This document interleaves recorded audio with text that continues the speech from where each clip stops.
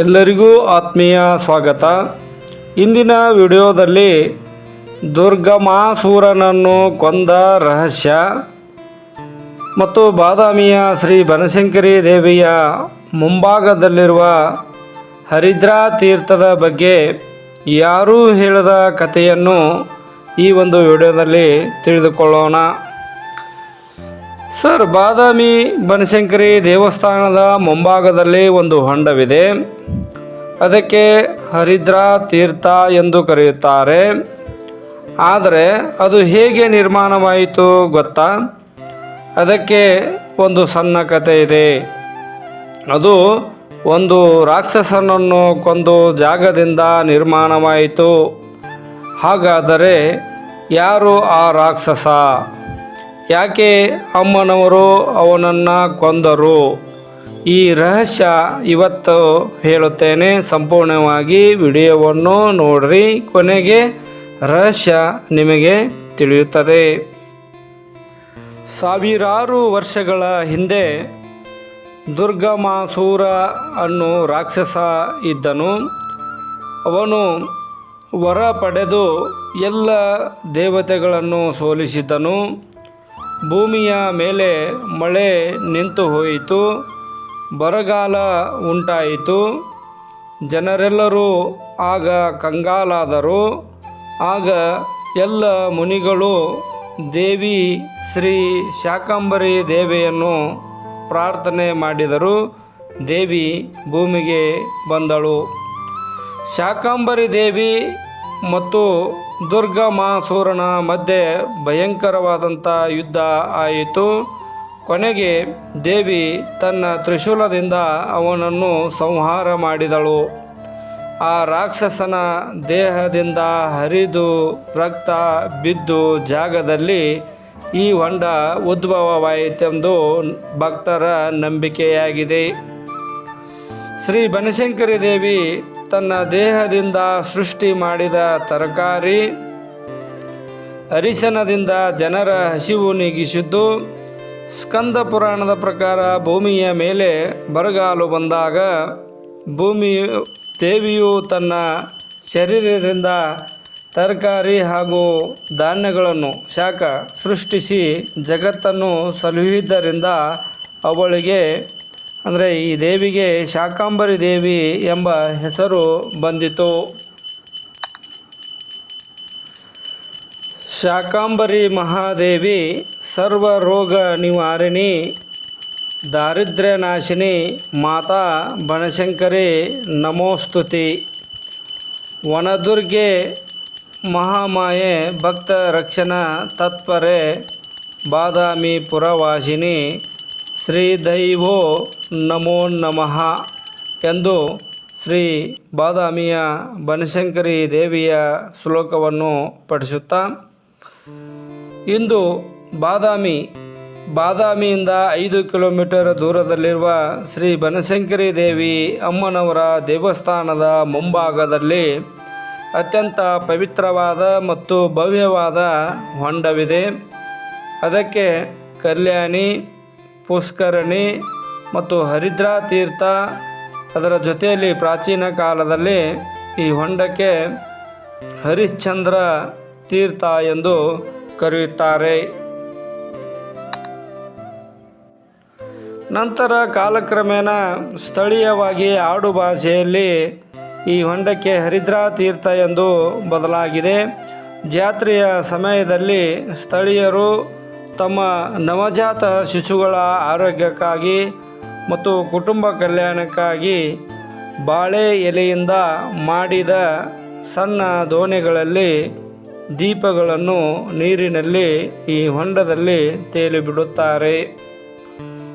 ಸಂಸ್ಕೃತದಲ್ಲಿ ಹರಿದ್ರಾ ಎಂದರೆ ಅರಿಶಿನ ಎಂದರ್ಥ. ಈ ತೀರ್ಥದ ನೀರು ಅರಿಶಿನದ ಬಣ್ಣದಂತೆ ಕಾಣುತ್ತಿರುವುದರಿಂದ ಇದಕ್ಕೆ ಹರಿದ್ರಾ ತೀರ್ಥ ಎಂದು ಹೆಸರು ಬಂದಿತೆಂದು ನಂಬಲಾಗಿದೆ. ಈ ತೀರ್ಥದ ನೀರಿಗೆ ರೋಗ ನಿರೋಧಕ ಮತ್ತು ಪಾಪನಾಶಕ ಶಕ್ತಿ ಇದೆ ಎಂಬುವುದು ಭಕ್ತರ ನಂಬಿಕೆಯಾಗಿದೆ. ಈ ಬನಶಂಕರಿ ದೇವಿಯ ದರ್ಶನಕ್ಕೆ ಬಂದವರು ಈ ಕಲ್ಯಾಣಿಯ ನೀರಿನಿಂದ ಕೈ ಕಾಲು ಮುಖ ತೊಳೆದುಕೊಂಡು, ಇಲ್ಲವೇ ಮೈ ಮೇಲೆ ನೀರನ್ನು ಚಿಮುಕಿಸಿಕೊಂಡು, ಇಲ್ಲವೇ ಕೆಲವರು ಭಕ್ತಿಯಿಂದ ಪವಿತ್ರ ಸ್ನಾನವನ್ನು ಮಾಡಿಕೊಂಡು ಈ ದೇವಾಲಯದ ದರ್ಶನಕ್ಕೆ ಅಂದರೆ ಗರ್ಭಗುಡಿಯ ಒಳಗೆ ಹೋಗುತ್ತಾರೆ. ಆಮೇಲೆ ಮಕ್ಕಳ ಹರಕೆ. ಶ್ರೀ ಬನಶಂಕರಿ ದೇವಿಗೆ ಮಕ್ಕಳಾಗಲಿ ಎಂದು ಬೇಡಿಕೊಂಡವರು ಈ ದೇವಿಯ ಅನುಗ್ರಹದಿಂದ ಮಕ್ಕಳಾದ ನಂತರ ದಂಪತಿಗಳು ಇಲ್ಲಿಗೆ ಬಂದು ಈ ಹರಿದ್ರಾ ತೀರ್ಥದ ಕಲ್ಲಿನ ಮೆಟ್ಟಿಲುಗಳ ಮೇಲೆಯೇ ದೇವಿಗೆ ತೊಟ್ಟಿಲು ಸೇವೆಯನ್ನು ಸಲ್ಲಿಸಿ ತಮ್ಮ ಹರಕೆಯನ್ನು ತೀರಿಸುತ್ತಾರೆ. ಈ ಹರಿದ್ರಾ ತೀರ್ಥವು ಬಾದಾಮಿಯ ಚಾಲುಕ್ಯರ ಕಾಲದ ಒಂದು ಬೃಹತ್ ವಾಸ್ತುಶಿಲ್ಪ ರಚನೆಯಾಗಿದೆ. ಇದು ಸುಮಾರು 360 ಅಡಿ ಉದ್ದ ಮತ್ತು 360 ಅಡಿ ಅಗಲ ಉಳ್ಳದ್ದಾಗಿದೆ. ಬೃಹತ್ ಚೌಕಾಕಾರದ ವಿನ್ಯಾಸವನ್ನು ಹೊಂದಿದ ಒಂದು ಪುಷ್ಕರಣಿಯಾಗಿದೆ. ಈ ಕಲ್ಯಾಣಿಯ 3 ಬದಿಗಳಲ್ಲಿ ಕಲ್ಲಿನಿಂದ ಕೆತ್ತಲಾದ ಸುಂದರವಾದ ಕಂಬಗಳ ಸಾಲು ಮತ್ತು ವಿಶಾಲವಾಗಿರ್ತಕ್ಕಂಥ ಮಂಟಪಗಳು ಇವೆ. ಇವು ಪ್ರವಾಸಿಗರನ್ನು ಆಕರ್ಷಿಸುತ್ತವೆ ಮತ್ತು ಭಕ್ತರು ಇಲ್ಲಿ ಕುಳಿತುಕೊಂಡು ವಿಶ್ರಾಂತಿ ಗೈಯಲು ಮತ್ತು ಭಕ್ತರು ಇಲ್ಲಿ ತಮ್ಮ ಅಲ್ಪೋಪಹಾರವನ್ನು ಊಟವನ್ನು ಮಾಡಲಿಕ್ಕೆ ಒಳ್ಳೆಯ ಸ್ಥಳ ಇದಾಗಿದೆ. ಮತ್ತು ಕಲ್ಯಾಣಿಯ ಸುತ್ತಲೂ ಈ ಕಲ್ಲಿನ ಮಂಟಪದೊಳಗೆ ಪ್ರದಕ್ಷಿಣಾಪಥ ಹಾಕಬಹುದು. ಈ ಕಲ್ಯಾಣಿಯ ಪಶ್ಚಿಮ ದಂಡೆಯ ಮೇಲೆ 3 ಅಂತಸ್ತಿನ ಆಕರ್ಷಕವಾಗಿರ್ತಕ್ಕಂಥ ದೀಪ ಸ್ತಂಭವಿದೆ. ಇಲ್ಲಿ ಹಬ್ಬ ಹರಿದಿನಗಳಲ್ಲಿ ಮತ್ತು ವಿಶೇಷ ದಿನಗಳಲ್ಲಿ ಇದರ ಮೇಲೆ 100 ಹಣತೆಗಳನ್ನು ದೀಪಗಳನ್ನು ಹಚ್ಚಿ ಬೆಳಗಿಸಲಾಗುತ್ತದೆ. ಈ ಬನಶಂಕರಿ ದೇವಸ್ಥಾನದ ಮೂಲ ರಚನೆ 7-8ನೇ ಶತಮಾನದಲ್ಲಿ ಬಾದಾಮಿಯ ಚಾಲುಕ್ಯರ ಕಾಲದಲ್ಲಿ ಆಗಿದ್ದರೂ ಕೂಡ ಈ ಕಲ್ಯಾಣಿಯ ಸುತ್ತಲಿನ ಇಂದಿನ ಕಲ್ಲಿನ ಮಂಟಪಗಳು ಮತ್ತು ಆಧುನಿಕ ರಚನೆಗಳನ್ನು 18ನೇ ಶತಮಾನದಲ್ಲಿ ಮರಾಠ ಸರದಾರ ಪರಶುರಾಮ್ ಆಗ್ಲೆ ಎಂಬುವರು ಈ ಹೊಂಡವನ್ನು ಜೀರ್ಣೋದ್ಧಾರಗೊಳಿಸಿದ್ದಾರೆಂದು ಹೇಳಲಾಗುತ್ತದೆ. ಇತ್ತೀಚೆಗೆ ಮಳೆಯ ಪ್ರಮಾಣ ಕಡಿಮೆಯಾಗಿದ್ದರಿಂದ ಈ ಕಲ್ಯಾಣಿಗೆ ನೀರು ಕಡಿಮೆಯಾಗಿರುವುದರಿಂದ ಮಲಪ್ರಭಾ ನದಿಯ ನೀರನ್ನು ಕಾಲುವೆಗಳ ಮೂಲಕ ಈ ಹರಿದ್ರಾ ತೀರ್ಥಕ್ಕೆ ಬಿಡಲಾಗುತ್ತದೆ. ಪ್ರತಿ ವರ್ಷ ನಡೆಯುವ ಜಾತ್ರೆಗೆ ಈ ಪುಷ್ಕರಣಿ ಹೊಸ ನೀರನ್ನು ತುಂಬಿಸಿ ಕಂಗೊಳಿಸುವಂತೆ ಮಾಡಲಾಗುತ್ತದೆ. ಪ್ರತಿ ವರ್ಷ ಜನವರಿ ಮತ್ತು ಫೆಬ್ರವರಿ ತಿಂಗಳಲ್ಲಿ ನಡೆಯುವ ಪ್ರಸಿದ್ಧ ಬಾದಾಮಿಯ ಬನಶಂಕರಿ ದೇವಿಯ ಜಾತ್ರೆಯ ಸಮಯದಲ್ಲಿ ಈ ಕಲ್ಯಾಣಿಯಲ್ಲಿ ತೆಪ್ಪೋತ್ಸವ ನಡೆಯುತ್ತದೆ. ಅಂದರೆ ದೇವಿಯ ಉತ್ಸವ ಮೂರ್ತಿಯನ್ನು ದೋಣಿಯಲ್ಲಿ ಕೂರಿಸಿ ಇಲ್ಲಿ ಸಂಚರಿಸಲಾಗುತ್ತದೆ ಎಂದು ಹೇಳಲಾಗುತ್ತದೆ. ಇಲ್ಲಿ ಬೆಳಗ್ಗೆ ಮತ್ತು ಸಾಯಂಕಾಲದ ಸಮಯದಲ್ಲಿ ಅಂದರೆ ಸೂರ್ಯಾಸ್ತವಾಗುವ ಮುನ್ನ ಇಲ್ಲಿನ ಕಲ್ಲಿನ ಮಂಟಪಗಳು ಮತ್ತು ದೀಪ ಸ್ತಂಭದ ನೆರಳು ನೀರಿನಲ್ಲಿ ಅದ್ಭುತವಾಗಿ ಕಾಣಿಸುವುದರಿಂದ ಆ ಒಂದು ವೇಳೆಯಲ್ಲಿ ಫೋಟೋವನ್ನು ತೆಗೆದುಕೊಳ್ಳಲು ಮತ್ತು ವಿಡಿಯೋವನ್ನು ಮಾಡಿಕೊಳ್ಳಲು ಒಳ್ಳೆಯ ಸಮಯಾವಕಾಶವಾಗಿರುತ್ತದೆ. ಸರ್, ಈ ಹಿಂದೆ ಈ ನೀರು ಅರಿಶಿನ ಬಣ್ಣದಲ್ಲಿತ್ತೆಂದು ಹೇಳುತ್ತಾರೆ. ಈ ನೀರು ಅರಿಶಿನ ಬಣ್ಣ ಇತ್ತು ಅನ್ನೋದಕ್ಕೆ 2 ಕಾರಣಗಳನ್ನು ಹೇಳಬಹುದು.